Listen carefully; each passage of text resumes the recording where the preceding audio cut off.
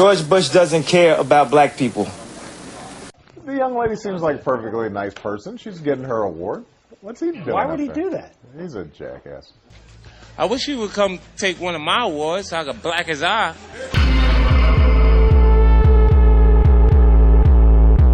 Yo, Taylor, I'm really happy for you. I'm gonna let you finish. But Beyonce had one of the best videos of all time. One of the best videos of all time. I am a god.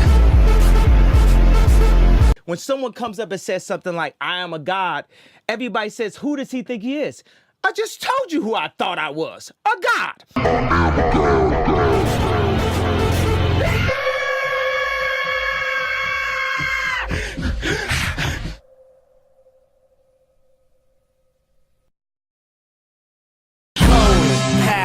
Austin Powers, lost in translation with a whole fucking nation. They say I was the abomination of Obama's nation. Well, that's a pretty bad way to start the conversation. Like, my mother never raised me to ask for a handout. Like a lot of people that got into this game, they walking around with somebody else's chain on or driving somebody else's car and didn't even pay for the shoes that they got on their feet. My mother had a decent job, you know what I'm saying? But she gave me a little allowance, $15, $20 a week, and I had to go out and get my own job at age 15. Matter of fact, at 14, I was cutting hair in a barbershop. So it was instilled in me to go out and just get it. And that made me be a leader around a lot of black men. Like even my father I had two fathers in my life. I had my real father that I was in contact with and my stepfather that stayed there with my mother. And everybody was instilling that responsibility in me that nothing in life is given to you. A lot of times I feel like a lot of people just rapping because it's free. You know what I'm saying? What you got to do, especially now with Jay writing his rhymes in his head, people ain't got to pay for paper no more. Now, everybody just feel like they finna just, you know what I'm saying, come out and be a rapper out the blue. At least with a production, you have to go up and figure out a way to get your equipment up and go buy records and do different things. I've been rapping way before I met anybody. I was rapping since 3rd grade, and then like in 7th grade, I started making beats. I really wanted to like just work on video games. So I tried to design the characters and design the movement, and I started to design the music. And it's just like I stopped right there. I was like, oh, damn, I really like this aspect of it. And plus, I could write rap over it. Yeah, so when those keyboards came out, I had my computer and I was trying to draw on it, and then I got a sound program. Like somebody bootlegged the copy of the disc with me, or the sound program. I found myself just wanting to work on that all the time. Then I found myself like running home from school because I have an idea, like looking at the clock, looking at 2:30, like, yo, man, I want to get this beat down. But I didn't even know anything about sampling. And I was 14 years old. I went to Chuck Levin's out in Maryland, and they told me, yo, people, that do the type of music you do, they sample. I had no idea. I was just be trying to, I didn't know why my stuff didn't sound exactly like the stuff on the radio. Original road boy, never am I coy. You could be a shorty in my ill convoy.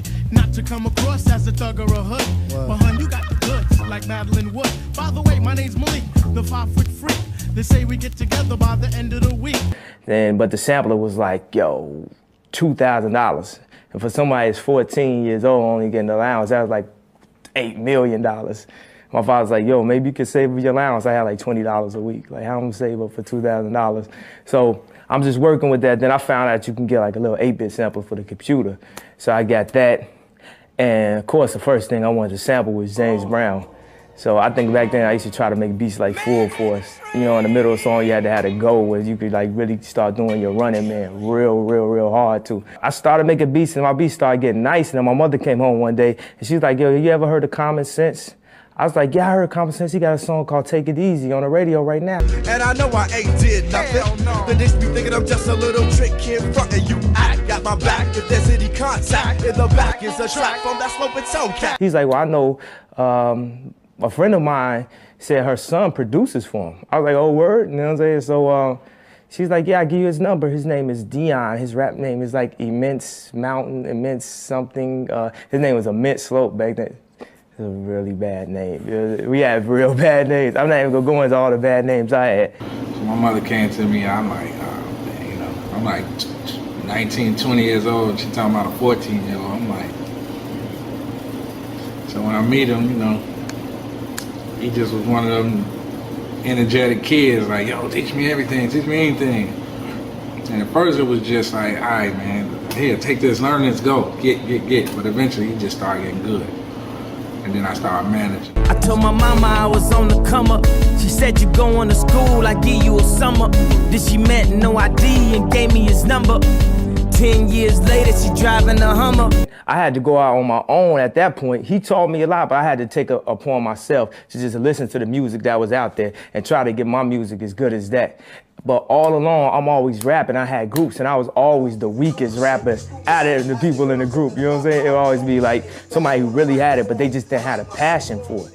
But I had to, every night I was working. Word up, Kanye, get paid.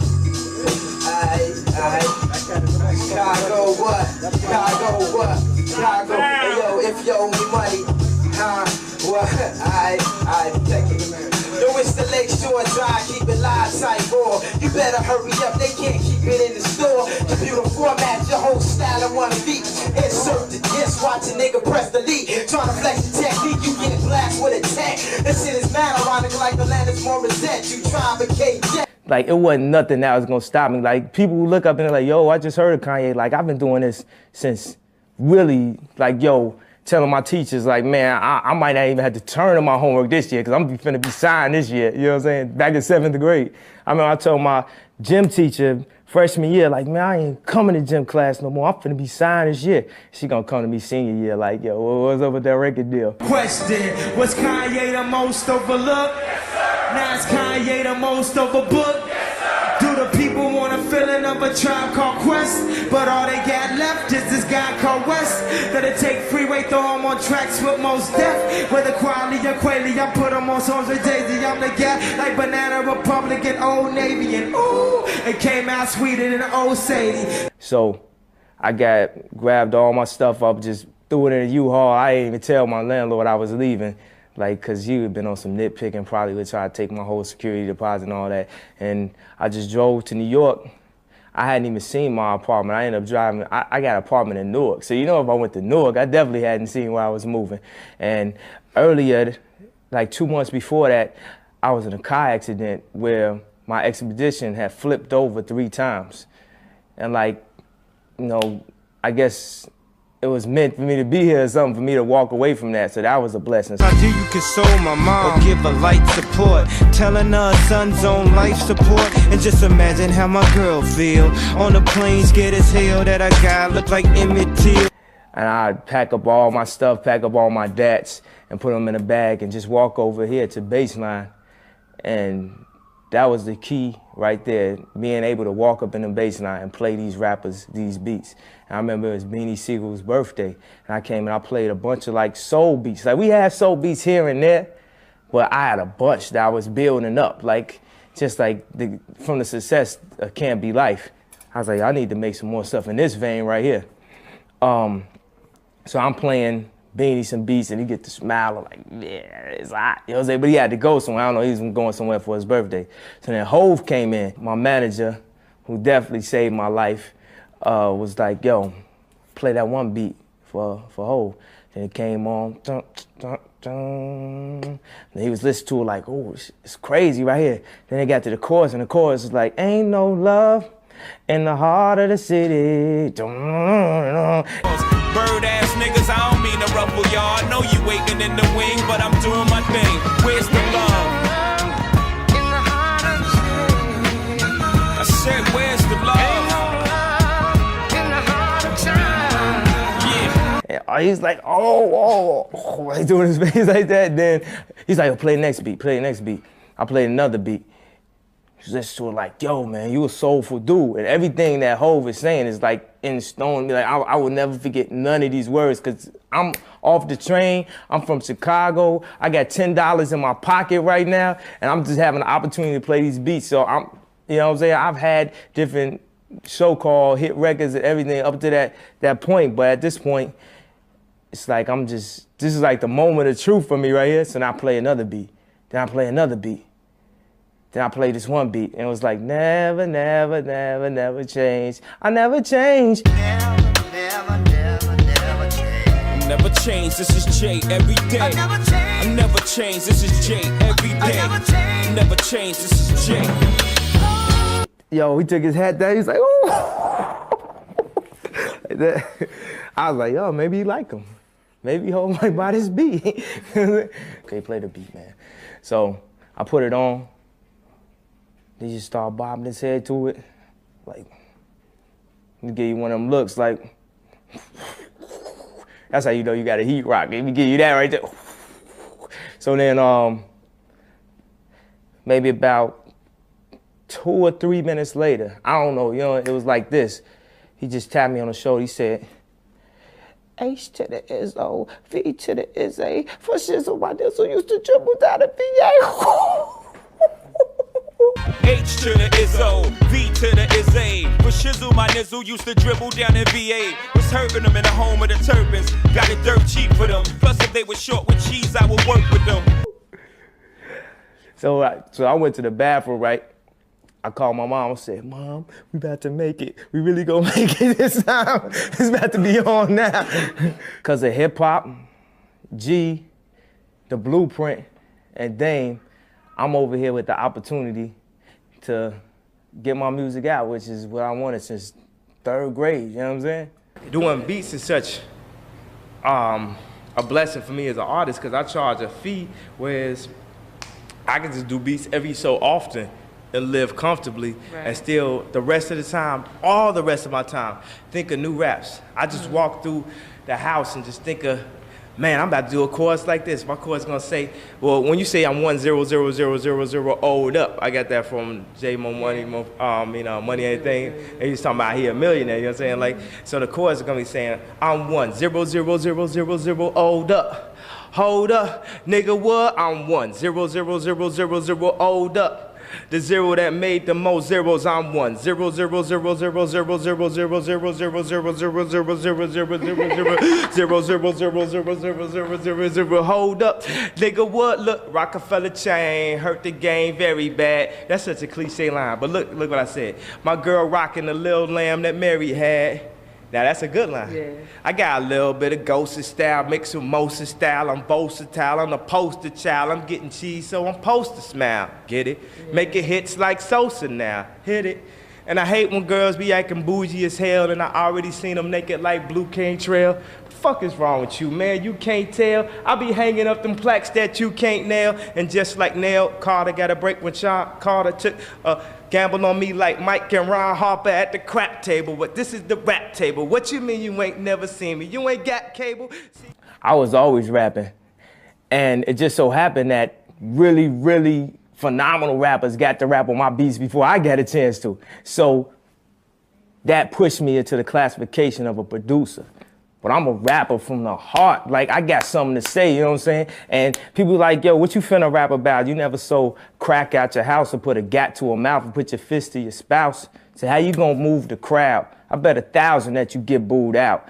You know what I'm saying? Like now, the rap game has changed so much. You go from Tribe Called Quest to Onyx to Swiss Beats to Rockefeller to the Bad Boy and so many different sounds, and it's, you know, it's like almost playing like double dutch. Like, where do you get in the game? You like trying to like, yo, how does my style fit into what I'm doing right now? So I'm lucky that I had the opportunity to have a plateau to stand on now that my style of beats is the most popular style on the radio right now. Now that I turn on and hear beats that I could have sworn I did them, but I just didn't get no check for it. Now it's like the world can accept me.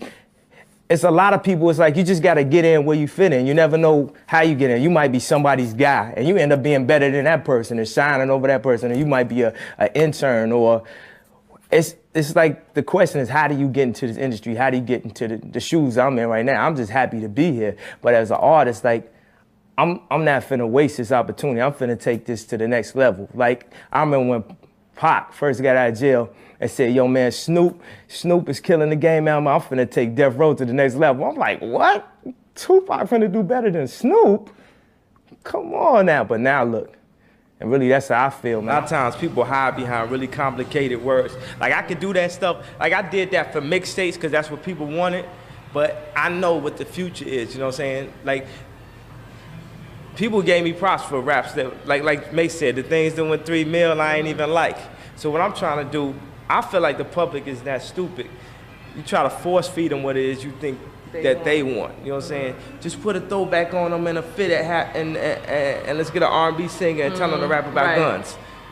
And I think it's a lot of people that's tired of that, and it's wonderful for me because now I have a market for it. I ain't here to argue about his facial features, but here to convert atheists into believers. I'm just trying to say the way school need teachers, the way Catholic needed Regis, that's the way I need Jesus. So here go my single, dog, radio needs this. They say you can rap about anything except for Jesus. That means gun, sex, lies, videotape. But if I talk about God, my record won't get played, huh? If you've been in the game a long time, you've seen so much. And saying your experience, you go from everything that you had from being on the block and doing whatever you had to do to seeing the entire world. So how's a new artist or a 19-year-old artist gonna come in and outdo that? So I said, look, I can't talk about what he's talking about. I gotta talk about something from here instead of trying to compete with him. Let me just try to find something that ain't none of these rappers touching on yet. Like I got a song that's called Self-Conscious. When did a hip hop artist ever make a song called Self-Conscious? You know what I'm saying?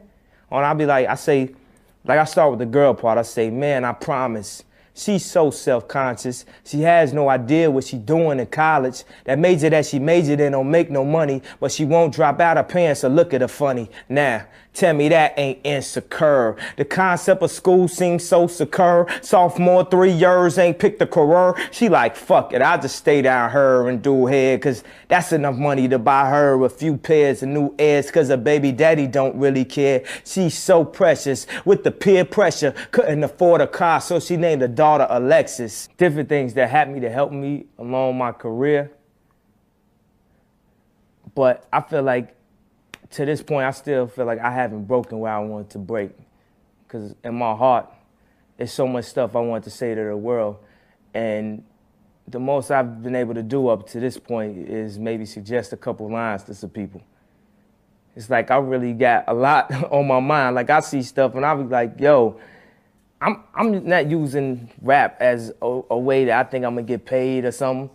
I'm using it as an opportunity to really say some stuff that I think needs to be heard, that I think people will enjoy. I'm trying to give back. I want Q-Tip to hear my shit and be like, dog, I can listen to this album every day. I want to give back to when I used to listen to Mobb Deep's album on the train with my headphones on, and that's what made the train ride feel like I was in a Benz, because I just had that album in my, you know what I'm saying? It didn't matter what car I was in. It didn't matter if I was walking the street. It didn't matter if I was in the rain or what happened, because I had the headphones on. I had that hip hop in my ears. Like, it's done so much for my life. So until I feel like I could really, really give back, the codes of that, go listen to all my music. It's the codes of self-esteem. It's the codes of who you are. If you're a Kanye West fan, you're not a fan of me, you're a fan of yourself. You will believe in yourself. I'm just the espresso. I'm just a shot in the morning to get you going, to make you believe that you can overcome that situation that you're dealing with all the time. Can a young nigga get money anymore? Tell Peter my mink is dragging on the floor. Can I have a bad bitch without no flaws? Come to meet me without no draws. Dinner with Anna Winter, racing with Anya Rubik. I told you motherfuckers it was more than the music in the projects. One day, the project one way. We done heard all that loud ass talking we used to. Whatever definition that everybody here got of hip hop, maybe that's not what hip hop is to me. I love the music. So then everybody try to separate now and say that you're not hip hop because you go out and buy some jewelry. I spent that gas money on clothes with logos. The furest man shit that you don't floss. The Goyard so hard, man, I'm Hugo's boss. Why I gotta ask what that $2 cost? No, having jewelry is not a basis of hip hop. Look at Rakim, you know what I'm saying? Look at Run DMC. You trying to tell me they not hip hop? It's okay, you trying to tell me because Mos Def and Kweli don't buy jewelry, that they are more hip hop than Jay-Z or what's quote unquote real hip hop? I feel like my album, the perspective that I'm gonna speak from, I feel like I'm gonna bridge the gap. I'm gonna be one of the people that help bridge the gap with hip hop. Whoever think they words affect me is too stupid. And if you can do it better than me, then you do it. We fly in the parakeet, floating with no parachute, $6,000 parachutes. We made it to the Paris news. Don't talk about style, cause You know, I just want to talk about I see a lot of people wearing the exact same uniform, and I'm not saying that there's nothing wrong with that, you know what I'm saying? But it's like, at what point did hip-hop get so many rules on it, you know, when hip-hop was about breaking rules? Because let me tell you something else that is so hip-hop. The music and the clothing are just as important. That's what make you hip-hop. You show people that you hip-hop by what you wear. So if I was able to be considered a person that wasn't allowed to be hip-hop, wasn't allowed to be a rapper, and I went in and turned around and became the most important not rapper but artist of the past 10 years, that's exactly what I'm going to do. And I'm going to be the first straight hip-hop, loud, celebrity, non-etiquette having, blackout all the time, fresh-ass, super tasteful designer of all time. I'm going to be the Tupac of clothing. You can't be a bigger music superstar than Michael Jackson. You can't be a bigger basketball star than Michael Jordan. You can't be a bigger rapper than Tupac. But it's a space and it's product territory to Steve Jobs that all the way. So now let's take like where there's, you know, people who have, you know, issues with me as Kanye West. So they say, why is they classify, you know, my motivational speeches as like rants and things like this. Like, why is he saying that? Why is he doing that? Blah, blah, blah. Well, I've reached a point in my life where my Truman Show boat has hit the painting. And I've got to a point that Michael Jackson did not break down. I have reached the glass ceiling as a creative person, as a celebrity. When I say that, it means I want to do product. I am a product person, not just clothing, but water bottle design, architecture, everything, you know, that you could, you know, think about.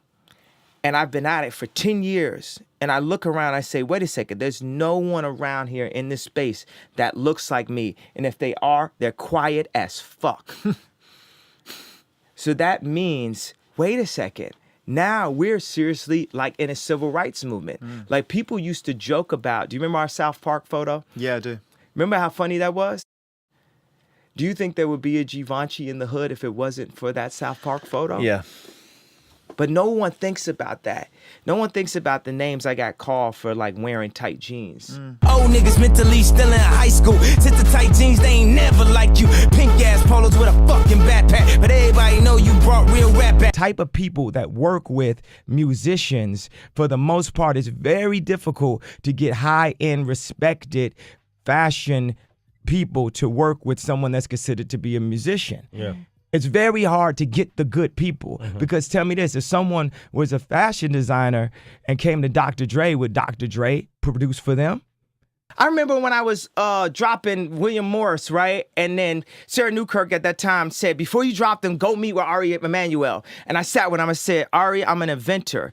And he goes on to tell me about the way it works. And what he said is, you are a celebrity. So basically what's gonna happen is there's product here. And this is where you end up, right here. If you can communicate this product, you can make money off the product. Because look at Gaga. She's the creative director of Polaroid. I like some of the Gaga songs. What the fuck does she know about cameras? So it becomes all of this thing where all of the musicians try to get more money by promoting other products, right? So you'll say, hey, you know what? I've got this water and we've got this red version. We've got a red bottle and we got a David Beckham version here. Then we got a blue version. So my opinion is no more than the patina on top of it. When I understand the reason from my core of why something should work all the way through. Let's thank Adidas for giving me the opportunity. It wasn't that Nike didn't, offer me a contract. It still was extremely marginalized and a slap in my face. Yeah. You know what I'm saying? Because they let me design, it's like, yeah, they did me a favor by letting me design, but they let other people design. They let Pharrell design. They let Eminem design. I just designed the Yeezys. I turned up where they didn't think I could turn up that far. And they tried to hold it back. It was like that moment, when I thought about taking Nicki's verse off of Monster, because I knew people would say that was the best verse on the best hip hop album of all time, or arguably top 10 albums of all time, right? And I would do all that work, 8 months of work on Dark Fantasy, and people to this day would say to me, oh, my favorite thing was Nicki Minaj's verse. Pull Pull up in a monster automobile gangster with a bad bitch that came from Sri Lanka. Yeah, I'm in a tanka, color a Willy Wonka. You could be the king, but watch the queen conquer. So if I let my ego get the best of me, instead of letting that girl get the shot to get that platform and become all she could be, I would take it off or marginalize her, try to stop her from having that shining moment. So what happens when Mark Parker's riding on his jet? Would somebody come up to him and say, my son's favorite shoe is a Yeezy? Now, they could have been working on the fly net for 5 years and working on this project, but what I was doing was so disruptive. As disruptive as that Nicki Minaj Monster verse was, is how disruptive the Yeezys were. People hadn't felt that feeling since the Jordans. You guys don't understand that I've met with companies and they say, what we're trying to figure out is how we can control you and control that. If you're an architect, if you're a world builder, if you have all these ideas and you're Gaudi and you want to build buildings, if you don't ever get that out, what's going to happen? Isn't that why you do it? Isn't it the process? Isn't it the point? Y'all don't think you're really hearing what I'm saying. But I'm trying to. As a creative, for you to have done something to the level of the Yeezys and not be able to create more. And you cannot create that on your own with no support, with no backing. So when I say clean water was only served to the fairer skin. My mama was raised in the era when clean water was only served to the fairer skin. Doing clothes you would have thought I had help, but they wasn't satisfied unless I picked the cotton myself. What I'm saying is, we're making product with chitlins, t-shirts. That's the most we can make, t-shirts. We can have our best perspective on t-shirts. But if it's anything else, your Truman Show boat is hitting the wall. I think that there's people who are wired by their parents to understand what I'm saying. Sure. And there's people who are wired by their parents to reject what I'm saying. But that doesn't mean that after I make what I'm saying, that they won't use it, because they will. And I'm just saying, I want to make things. I want to be able to make things. And I'm not going to be able to make things that I can call Kanye West just by making t-shirts. You don't see just how wild the crowd is. You don't see just how fly my style is. I don't see why I need a stylist when I shot so much I can speak Italian. I always felt like I could do anything. That's the main thing people are controlled by. Thoughts, their perception of themselves. They're slowed down by their perception of themselves. If you're taught you can't do anything, you won't do anything. I was taught I could do everything. And I'm Kanye West at age 36. So just watch the next 10 years. Yeah. One thing I want to express to people also, people think a lot of my motivation is very like megalomaniac and self-oriented. To the contrary, completely. I just want to help. From day one, I just wanted to help. Like, my father was a Black Panther. My father was a journalist, a paparazzi, a photojournalist. He was a paparazzi. We had a dark room in our house. Like, 7 years ago, he lived in a homeless shelter. Not because he was homeless, because he wanted to help the ex-drug addicts. He wanted to get that close. He started a foundation called Good Water and moved to the Dominican Republic to help right there, to help with the prostitution, to help with the extortion, to help right there. He stays in the Dominican Republic right now. My mom was the first Black female chair of the English department. There is no award show. There's no amount of billboards. There's nothing that can define me or make me pass what my parents made me. And that's exactly who I am.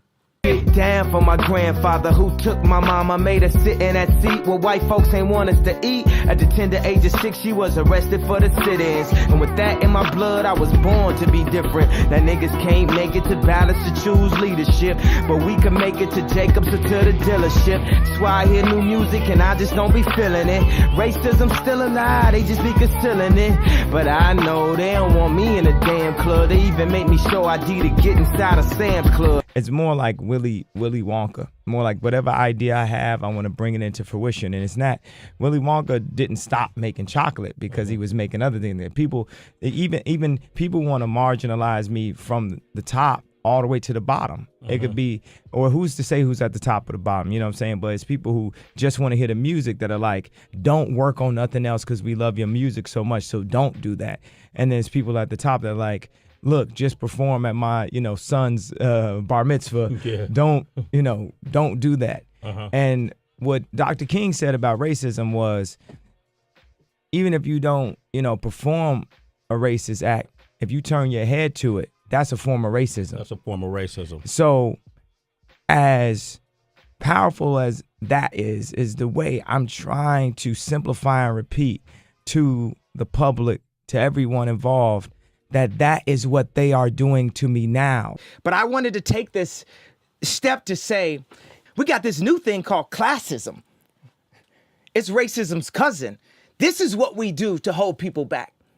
This is what we do. And we got this other thing that's also been working for a long time where you don't have to be racist anymore. It's called self-hate. It works on itself. It's like real estate of racism.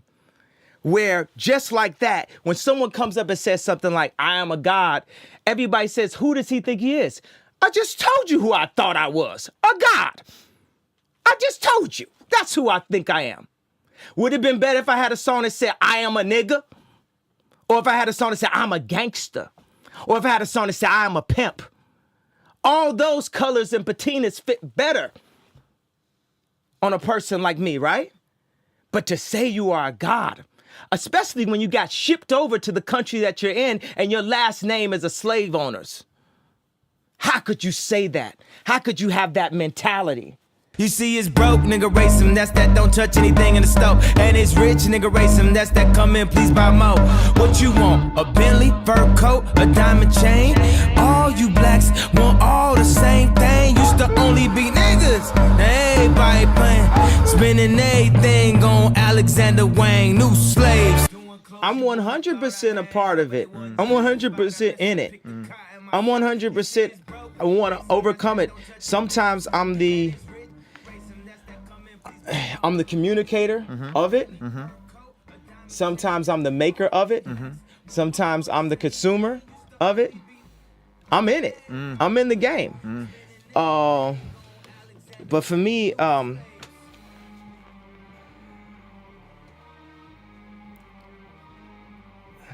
yeah, I say I am a new slave. You could be a slave to a lot of things.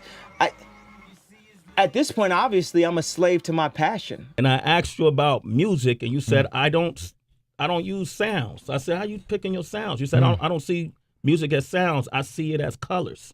So when I listen to your music, that's what I do. I see it as colors. Two things. I'm curious to why Pusha T and Big Sean weren't on this tour when they're good music artists. Why you decided not to put them on the tour? Well, every artist that makes good music is on good music. Drake on good music. Okay. Wayne on good music. James Blake on good music. Frank Ocean on good music. You make good music, you on good music in my mind. I'm not marginalized by the brand of the deal that I've taken from Universal in order to cut some of my homeboys some checks so that we can, work on creative projects together. I'm not marginalized by the branding concept of good music versus cash money. All I do, text baby like, yo, we need to do something together. You know what I'm saying? We not each other's enemies. The more and more I get to create, the younger and younger and younger I feel. So, when I did Glow in the Dark, I felt young, felt like I was 5 years old. When I, got into a little trouble and stuff, I felt like I had to grow up. Then I did Dark Fantasy, then I felt like I was 10. Then I did, Blueprint 3, then Watch the Throne, then Cruel Summer. And then when I got to, Yeezus, I just felt frustrated. And usually I would start the album with Blood on the Leaves. I know everybody would even like the album more if I did that, but I felt so frustrated in the way I've been marginalized and held back. I'm saying fuck the radio, not saying I don't want to be played on the radio, but it's just saying stop making songs for the radio, make songs for the people. Make songs, and then some people could say, well, man, I don't feel like Jesus is for the people. I don't feel like blah, blah, blah. Or make songs for yourself. You know what I'm saying? Make songs, because for me, I like On Site. I like all the songs. That's the shit that's enjoyable for me to listen to. On Site. On Site. How much do I not give a fuck? Let me show you right now for you give it up. How much do I not give a fuck? Let me show you right now for you give it up.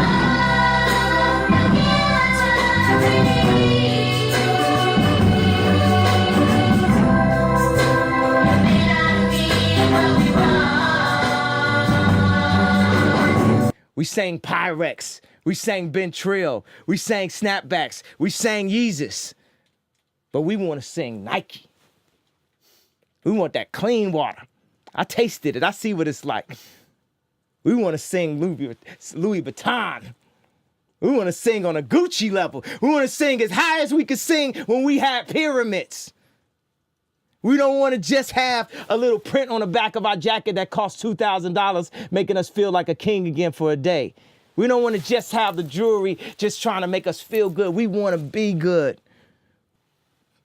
That's creation. That's that thing that people slave over. That's that thing that people are slaves to. That's that thing I'm a slave to. That's passion. That's that thing where you can hold it. That's that dreaming about a new pair of Jordans. That's the process of opening up a Nike box. That thing that Steve gave us when you open up your new iPhone and you got the iPhone 5, whether you stood in line for it or whatever you did and stuff, and you open it up and you got this new product. That's that Transformers in a box that you open up for Christmas, or that new TurboGrafx 16 or Sega Genesis or Amiga computer or 3DO or Nintendo. Or it's like when you just open that packaging, the process of the packaging. That's that porno mag that drug addict bought for you when you was 14 that was in that package, and you figured out how to pay that drug dealer before there was the internet to buy you, and you open up that and you know you're gonna make 5 of them girls your girlfriend all weekend. That's why I'm on that runway until I'm at the end of it.